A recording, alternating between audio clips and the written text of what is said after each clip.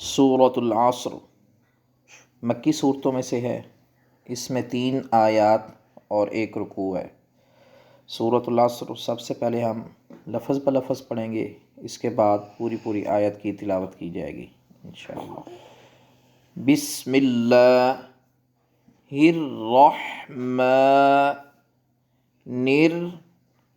الرحیم۔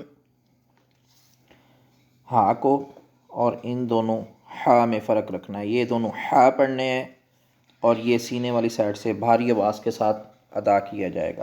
ہا اور را دونوں جگہوں پہ پر پڑا جائے گا۔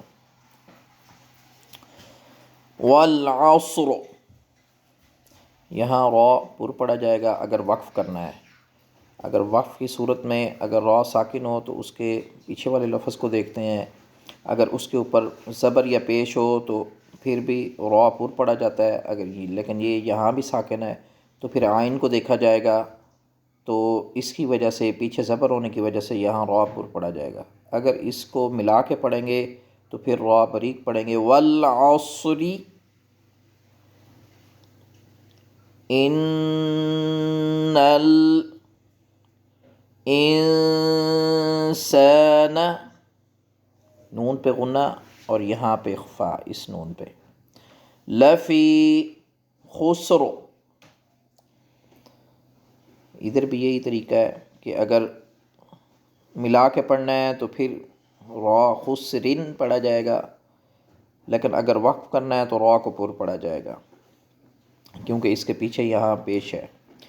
الا الذین آمنوا وعملوا الصالحات، صا اور حا دونوں کی لینتھ برابر، عملوا الصالحات وتواصوا بالحق، قاف پہ قلقلہ، وتواصوا بالصبر، را یہاں بھی پر۔